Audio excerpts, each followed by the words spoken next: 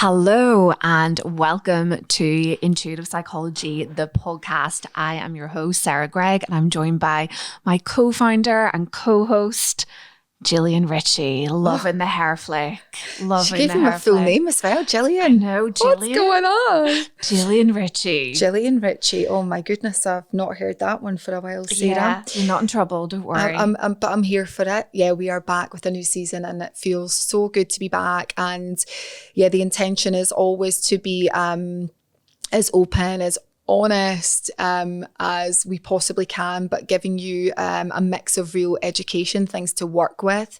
But as always, take what resonates and leave the rest. And if you feel like any of these episodes will help someone that you know, please share the love, get it shared. And if you really love it, leave us a review. Oh yes, please. Leave us a review. So Sarah, we are talking about something that is important to us and it's important to, we believe, the listeners. And this is about your need to be liked. And so this is about what is the cost of you needing to be liked. Okay, so your need to be liked by people around you, what is it really costing you? So let's dive in. This is a big one on so many levels. I think it's one we can all resonate with. Probably if you're listening and tuning at home, you're like, yes, I have that deep desire to be liked. I have a deep desire to be liked. It's human nature, first of all. I think we need to normalize that. Like, we are designed for connection and for community and to fit in the tribes that we live with, you know, so it really is encoded like into the fabric of who we are as a human being. But the world has evolved and changed, right? You know, if we look back to our ancestors, you know, many lineages ago, they would have had to survive like in a community, and if they didn't, you know, there would have been real detrimental costs to that. Well, ultimately, death. Mm-hmm. Exactly. But the world has changed now, and that part of us, that fear still exists. So, and it's crazy how it shows up, and it's crazy how it makes us fight with ourselves, and it's crazy the decisions and path that it causes us to go on. Mm-hmm. And ultimately, you know, it will be different for everyone, but certainly how it's manifested for me in my life is hiding and keeping myself small. Yeah, I think very similar to you, and it's the keeping yourself small. I would go one of two ways. I would have maybe done that, or I would maybe just not let people fully in because it wasn't safe to really be myself. So therefore being myself felt easier on my own. Mm-hmm. Whereas if someone was around me that would maybe try and sway me, or there was maybe a bit of aggro or something, then it would leave me feeling a bit of conflict, and therefore in this sort of turmoil of, okay, if I do it the way I really want to do it, this person's going to be really upset and angry at me, so I will either push them away or I will not do the thing I really want to do because I'm scared of the repercussion. And so anyone, when you're thinking about where this come from, let's be honest, it's typically childhood that it stems from. And like Gabor Mate, who we absolutely love, talks about this a lot, Sarah, you know, choosing attachment over authenticity because we needed it to survive. So as children, we couldn't really parent ourselves. We needed caregivers around us to feed us, to keep a roof over our heads. So we wanted to please those people so that they wouldn't be angry at us, so that we wouldn't be pushed away. So we learn a lot of this behaviour from a child, right? If I cry or if I do this, my needs aren't going to be met, so I will just conform. And so we just want to wrap a little bit of context around that. It's really, really normal. But what is still normal is that but what's crazy in a way is that we let it really continue into our adult life because we're so conditioned to do it that way. But what we don't realize is that it starts to really manifest in so many ways in our day-to-day life. And I really want to just sort of lean into that, Sarah, because the cost of us needing to be liked and needing to please people how is it really showing up for us? You know, let's talk into that, like things like, you know, people pleasing, saying yes to things that we want to say no to, agreeing with things that we don't really agree with, things that actually feel like this doesn't feel right, but I don't want to be out of place. I don't want to be pushed out of the group. So I'm just going to go along with it, even though on a bodily level, an intuitive level, you know it feels wrong for you, but you're going along with the crowd because you want to be part of something, because part of something is better than part of nothing for a lot of people. Yeah, definitely. I think we learn over the years to manipulate and control our outside world in order to meet an internal need. So the outside world becomes a source of gratification. So if we have a deep need for love, perhaps we didn't feel that love or receive that love in a way that we needed as a child, then that need for love and acceptance is going to be stronger. And when we're not equipped, because most of us can't be when we're children, we're not equipped with the inner resources to show how we can give that love and acceptance to ourselves, then we begin to outsource that to the outside world. We begin to manipulate and control and enable behavioral ways to satisfy that internal need through the external environment. And what that will look like is people pleasing, performing, perfecting. So I know if I am really nice to someone and I go out of my way, I know if I agree with someone in an argument, I know if I don't disagree or speak my needs, then I receive that love. I receive that validation of, you're a good person, you're a good girl, isn't she great, isn't she wonderful? And that feels really good. Yeah, I want to just touch on that. When you said it, I was like, wow, because these people, and so for anyone listening to Sarah that can resonate with that, and I know most people will to a degree, here's the thing, those people that you are pleasing, those people that you are agreeing with, and even if it feels like out of integrity, but you're just kind of going along with it, they may like you, but they don't love you. And they don't love you because they don't know you. And that's all, and that can feel quite hard hitting, but it's true. Because how can they love you when they don't know the real you? Right? So they're like, oh, you know, I love this person, but actually they can't love you when you're not really in your full authenticity, but right? That's the most vulnerable part, isn't it? Because what if I was the real me and I still wasn't loved? What if I am the real me and you don't love me? Like, you know, that's from my own kind of like fear, is like, what if I present the full version of me and it's rejected? It feels so much safer. You know, in the past it felt so much safer for me to be a version of myself that I knew would be accepted. It felt really safe for me to be a version of myself that didn't take up a huge amount of space. It felt safe for me to be that person who knew that I could sail through most social interactions, who knew that I would be really well liked at work because I would be the first person to volunteer for everything. You know, it felt really safe for me and I felt loved from that. I did. I felt really loved and really accepted. Okay, but so my question then, when you go deeper though, what was the trade-off for that though? The trade-off was huge. It was my full authenticity. And that was the point. And there is a point when you choose. So on the outside, it would have looked like great, you know, friends, really, you know, really successful career. And it served me deeply until a point. But the cost of that was inside, I felt really deeply anxious. I felt a lot of deep control, like I needed to control my outside world in order to feel good on the inside. So there was a lot of external control. There was a lot of, I didn't really respond very well when people didn't react in a way that I wanted them to. And it felt like a tight grip, like it just felt like suffocating. It felt like my nervous system was completely overwhelmed.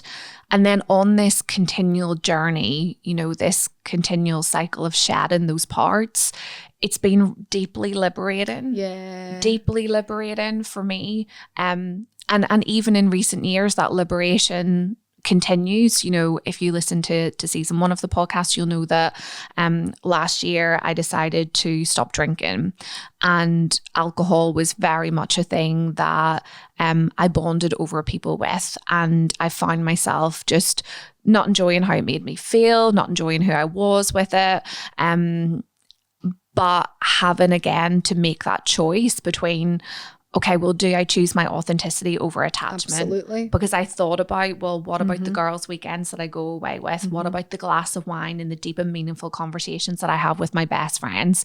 If I remove that, will they still feel the same about me?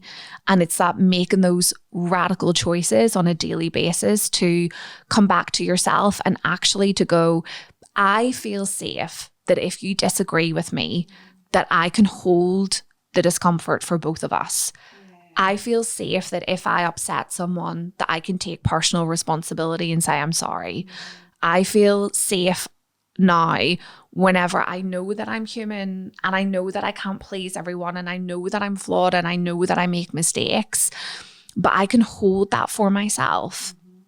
And that is the price. And it ultimately comes down to a choice. But what do you choose? Yeah, because as Sarah explained around the people pleasing and wanting to be liked, and if I can do it this way, then, you know, if I can work this situation, then people will see me as a certain way and it feels really, really safe to me. But the trade-off is that disconnection to self. So for you listening, this may show up in physical pain, mental pain, emotional pain, a real disconnection from yourself. So you maybe are going about your business and feeling like a disconnection to safety within yourself, and also a sense of gratitude.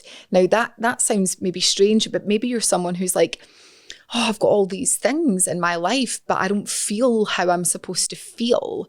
Like, I'm supposed to feel really grateful, and I can sometimes feel grateful, but I struggle to get really in the moment, the present moment, and go, wow, and I'm in awe of this situation right now. Like, and I feel it on a bodily level. And if you're someone like that, let's normalize that. There are so many, millions and millions and millions of people in the world that feel that way. But for me, that is a real sign that we have a disconnection to our authenticity. And I feel like when that's the thing, right? So if you want to just go about, and there's no judgment here, if you want to do that and live your life that way, that's okay. But the trade-off is your authenticity. The trade-off is the moments of wonder, the moments of awe, the moments of gratitude for the simple yet most powerful things in your life. It's not the chase.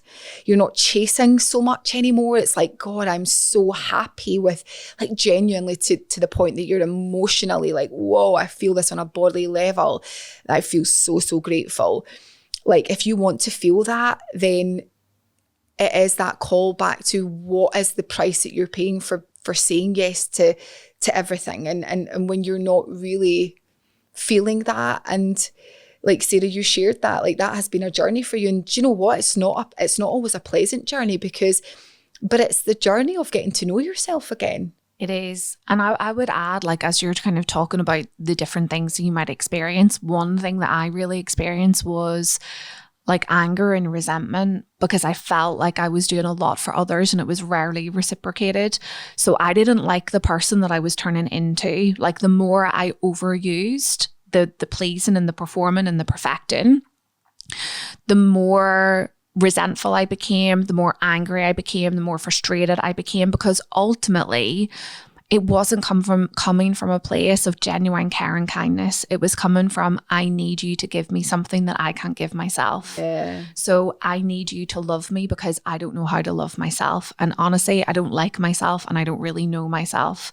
So when it wasn't reciprocated, when people, maybe whenever I was having a hard time, weren't there to help me, like when it was people came to me because they needed something and I was the fixer and there was an over-reliance, I found myself gossiping, saying not very nice things, you know, like in my head, maybe even to other people at times. Yeah. And I didn't like that version of me. Mm-hmm.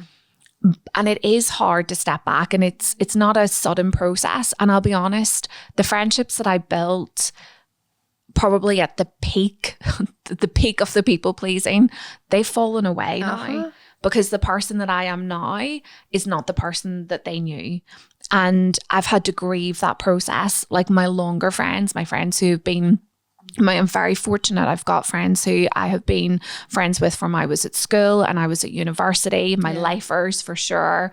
That like it really hasn't changed at all. It's exactly the same. And it's okay. Like I would rather choose a smaller group of friends who love me for me and I love them for them, and there's no expectations either way, than carrying that burden and knowledge that, do I want to live my life for other people and not myself? Do I want to go through life being so terrified to show and reveal myself that I might be rejected or I might be abandoned in some way?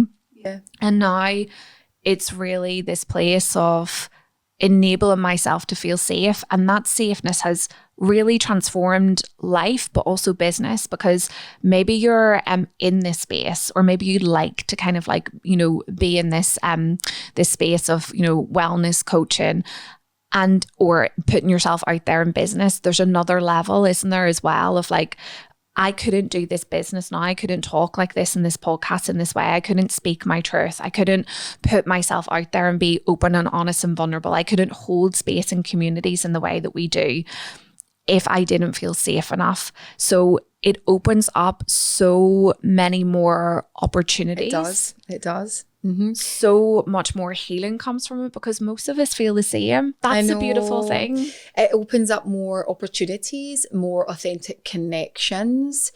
You effort less. That's the thing. Like you doing that life that way is so challenging. So challenging. It's so challenging, and the world does respond really differently when you are more of you. And listen, you will lose people. Don't be afraid of that, because I said to Sarah, which sounds quite, you know, harsh, you might be like, oh, they don't love me. It's not that they wouldn't love you the way you are, but they don't know you. Yeah. They don't know you, so how can they really? But do you know you? And that's the thing. No, do you know you? Yeah. For anyone listening, like, do you really know you? Do you know what you really want? And if you don't, have fun finding out. This is the thing, right? Don't fear this, because oh my goodness, how exciting to actually get to know you, because that's who you need to know. Like that's all that really matters, because see, when you really own your stuff and take full responsibility and be like, I'm going to get to know me and really drop into how does this feel for me, it can feel scary at first, because you're like, I'm just going to say no to that thing now. People might be like, oh, why you say no, but you've always said yes. If you lead with love, it's okay. Like however that person receives it, it's okay. Sarah mentioned the real friends have stuck around. They do. Like I've still got my very best friends. I've got a very small circle. I know a lot of people and I can talk to a lot of people, but I've got a very small circle, and that's come with age for me. Not that I'm really old, but it's life experience, lived experience, and age. I'm okay with not being like making loads of new friends. I can have friends, but the deeper ones, I've got a small circle, and to me, I'm good with that. I'm absolutely okay with that, because safety is so important, and it's you got to feel safe with people. And how can you feel safe with people if you can't be honest with people? Yeah. So I have a question for you, because I think, people listening might kind of go, but Jill, you're kind of so confident and, you kind of like, you don't really care the way that you like, appear on social media. You'll do like, makeup free. Here's me in my car. Here's kind of like the real thing. So, I think people listening might, or people who follow you online might kind of think, well, that's kind of easy for you to say, you don't have a desire to kind of like be liked. And maybe like, what's your own personal experience of this? How is it kind of shown up in your life? I think everyone wants to be liked, right? You don't want to be disliked. I think they'll just, it's the acceptance that people will just dislike me. Do you know, like people, and I guess it's like, well, why don't they like me? That episode of Friends, why don't you like me? But it's like, do you know, sometimes it's like people just don't. I also think that when you are you, there will be people that will resonate with it, but there'll be a hell of a lot of people that you will trigger, because it often mirrors back to people where they're not. Now, I'm not saying people will watch that and go, oh, I want to be like her. That's definitely not what I'm saying. What I'm saying is sometimes people will be like, oh, like annoyed at something that I say or how I show up. But it is always that invitation, okay, well, where am I not doing that in my life? Now, you might not want to go on social media like with no makeup or whatever that is, or say or act like me, but there'll be a part in your life where you're not being maybe honest, or you're not maybe leaning into the parts of you that you want to lean into. And sometimes, whether it's me or someone else, you say to anyone, when they are doing more of that, it can emphasize for someone where they're not, and it can be really triggering for someone. Yeah. And I think it's just part and parcel of it. Does it sting sometimes? Yeah. And sometimes, again, it depends on the time of the month for me. I mean, I can be like, I don't care. And then if you get me by before my period, I'm like, oh, why is that? Yeah, it feels like it stings. And that's the thing. But again, let's normalize being human. I've done a lot of work on myself, but I can still get emotional. I can still get upset, because by me being me, it sometimes annoys someone. It can hurt your feelings as a human living in this human world. You're like, well, what did I do wrong? Yeah. Really, you didn't do anything. You just did you. And some people just don't like it. And I think it is just that acceptance. But what's worse is when, and what really gets me is if I don't do something out of fear of what people are going to think, that probably would sting me more. Because then I'm lying to myself. Yeah. Like I'm lying to myself, and that's something I don't want to do, because I've done enough work on myself that I can't go to bed at night knowing I'm lying to myself. Yeah. That will eat away at me. That's torture. Yeah, because I know you've because I think this desire to be liked can, show up in different forms. And I know that you've talked previously on season 1, and I know we've had conversations about it as well. Sometimes it can be about speaking your needs, for example, like asking for what you want, and that is attached to being liked, or a person not thinking bad of you, or how will they receive this. Yeah, and I think that there's the online world's different from my personal world. The online world, and I say this with love, doesn't bother me so much. Yeah. Because again, going back to, I've got a small circle of people that I really love and I really care about.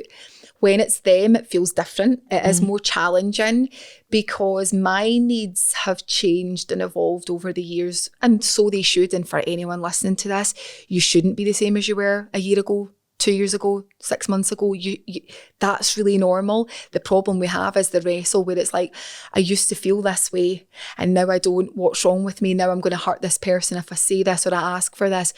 That is the biggest thing for me. And it's always been down to safety, and it's always down to childhood. Always sort of, I'm not safe if I do this way. Then, I remember I've shared this memory before, being in P1, and I was only 4 when I started school, and 3 girls bullying me in P1. And I remember in that moment, and it came back when I was going in and doing Inner Child, and I was like, whoa, this memory's come back. And I was 4. I mean, you think of a 4-year-old, they're so small and so innocent.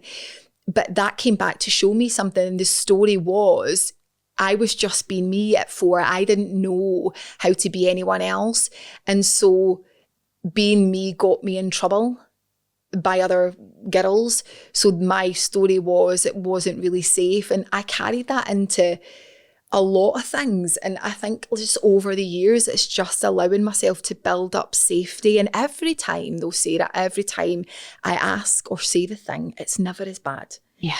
The wrestle I've had, and my challenge for me personally, regardless of the work I've done, is the wrestle I have with my mind. And it's the in-between phase of, should I say this? Should I not? Oh, I won't bother. And then I'll gaslight myself. Yeah. And then but it's because I care probably more about the other person and how they'll receive it. And, it's not their fault, I've changed. And now it's going to hurt this person if I say this. And I think that's a really important distinction. You know, it will always kind of manifest differently for each of us. Like for some people, it might be care just generically about everyone. So, you know, social media doesn't really bother you. But I think what I hear and kind of like what comes through is because you don't know those people, it's like your opinion's kind of irrelevant because you don't know the real me, right? To your point to me earlier. But actually then when it's people that are in your world and you do care about and that they do know you, it's like, it is hard to speak your needs. Like it is, I think we all really struggle with that, like in our relationships, you know, in our friendships, to really like say what we want. And it's that feeling of safety and trust just to know that you can handle, like, even if conflict occurs from it, at least you're being honest. Like, at least we're kind of communicating. And it's always, every time, even when Daryl and I have had conversations, when we've had it, it always feels like a breath of fresh air. Yeah, never as bad as you think. Oh my goodness. And every time I say to myself, next time I won't wrestle with that for a month before I say it. No. But it's habitual. It's ingrained in us because, you know, that thing when you said about the rejection, but the truth is, when it comes from a place of love and honesty, that's it. That's your only job. And our only job really in the world is to be honest with ourselves, to go to sleep at night knowing that, you know, okay, I'm on a quest or a journey of being my most authentic self. And some things also don't need said, right? Yeah. I think that's important to say. Like, sometimes it's your shit. Yeah. Don't project that onto people, because really figure out what's your stuff and what's theirs, if there is something there. But what I would say is, if you're swallowing your words all the time and you're not really communicating what you want or how you feel, you're really betraying yourself. And that absolutely, without a doubt, shows up in mental illness, physical illness, physical pain. Like, yeah, it's stress, it's so stressful, lack of sleep, yeah, and burnout. And I think to your point, you know, and we've both shared, like, you know, examples of this, that it is a continual journey. And here's the thing, I love my metaphors. Anybody that knows me, I'm all about the visuals, but you have to bring compassion to yourself. And I liken it to, if you have walked through a forest, right, for 20 years, 25 years, 10 years. And then all of a sudden you realize, I don't want to be in this forest. I need to find my way out. And you've journeyed that far in and you didn't track your steps and you didn't know. How can you possibly expect yourself to exit that? You can't. Like, you've got to find your way back, and that's a journey. You've got to weave through, you know, the different terrain. You've got to retrace your steps back to your authenticity. It's not as simple as saying, oh yeah, I realize that now. Oh no, I'm just going to be my full and whole self. Like, it's a journey to get back. It's a journey. And it's the most beautiful journey. And actually there's a lot of psychology that would say that this is a natural part of our evolution. You know, Carl Jung kind of has this famous quote, and it's like, he likens humans to, and our human journey to sunset. And it's like, you know, we kind of go through the morning of our life and then we reach the afternoon, and it can't be the same as the morning. And we're always in this continual period of change and growth. We have to adapt ourselves, because if we are in the world, we have to have parts that come forward to protect us. We have to have parts that are able to satisfy our needs of love and belonging, especially if they were deprived from us. And then when we reach a point when we're able to hold ourselves, we're able to make a choice. We're not the child anymore. And I think that's the point. I think we've all got the inner child in us, right? We have. But remember, you're not that child anymore. And I need to remind myself, because it feels childlike when the fear comes up. It feels childlike. Oh, someone help me. I'm so vulnerable. I'm so scared. I'm not safe right now. And I know that people will hear that, but that's what it feels like. But what it is like, how do you bring in a level of safety and remind yourself that, as Sarah said, that happened and you needed it at that time. So the compassion for, I needed to be that way. I needed to do that at that time. But at this age right now, you don't. And I remember one of my mentors having this quote, and she said, I'd rather be hated for being me than be loved for someone I'm not. And I was like, whoa, right, harsh, but also kind of true, right? Because they're not really, is it real, authentic love? And actually, you're not giving the person the chance to really love you and know you properly if you're not really expressing yourself. And it is half a life, isn't it? Like, it's like half a life, it's half a life, truth, half a version of you. I know. And I think it's, you know, a really kind of practical way. Because if you're like, oh my God, this resonates, but sure, like what on earth do I do? Like, what do I do with all of this? You know, we would always say, go inwards and listen to your intuition. And to access our intuition, your intuition is more than a nudge. It's knowledge, and it's your deepest form of wisdom. And you can just simply quiet the mind, you know, move into the body. So take a few kind of breaths, close down the eyes. Okay. We've talked about this need for kind of the external world to validate who we are. Close down the eyes, remove yourself from the external world and dive into that inner world. Just simply place your hands over your heart and go, what do I need? Like, ask yourself, what do I need? How can I make myself feel safe? What is it that I need right now that will help me move forward? And your intuition will speak to you. Maybe get a word, maybe get an image, maybe get a symbol, maybe get a feeling. It will be specific for you. And it's just at each step then allowing and enabling yourself to feel safe, and also bringing compassion on the journey. You know, whenever I was exiting the people pleasing phase, which I denied I was in for a really long time, I'd be like, I'm just a nice person. I'm just lovely. You know, and it was not that. I had to learn how to say no. I used to have phrases written down, you know, that I would practice and repeat. I had to have awkward conversations where I would express my needs and say, actually, I don't want to do that. Do you fancy doing this instead? Really simple, basic stuff, right? It was like teaching myself how to be human. It was like going to like a school for adults, you know, where I was educating myself on how do I navigate this? Like, what do you possibly do? And I had to learn how to say it. And you know what? Sometimes I nailed it. And sometimes I said it with like confidence and compassion and care. And other times I didn't. Like, other times it sounded a bit bitey and jaggy and a little bit harsh. And like, that's okay, because you are relearning, you know. It's like, it's the forest analogy again. Like, you can't just suddenly be out of it. You've got to tread this little path in a void where, you know, you're in the unknown. You don't really know quite how to say it, and it's a bit messy. And now it does genuinely feel like quite easy for me. Safer. Really safe. But that's you, like, you can only do that for yourself. Yes. That's the thing. And if you're looking for someone else to do it for you or to accept you, at first you need to accept yourself. And to accept yourself, you need to know yourself. And to know yourself, you need to drop into yourself and journey inward, to ask your intuition, to work with your intuition on a daily basis. And it is a practice. It is a practice of safety. It's a practice of deep inner connection and exercising that muscle. That's it. It's just a little bit of sleep right now. And, you know, if you think about how you exercise muscles at gym, you know, you can't lift certain weights, but then you build it up and you get stronger and you get stronger. And then the definition is there, and it's, you know, second nature. You just go and you lift the weights or you squat and whatever, right?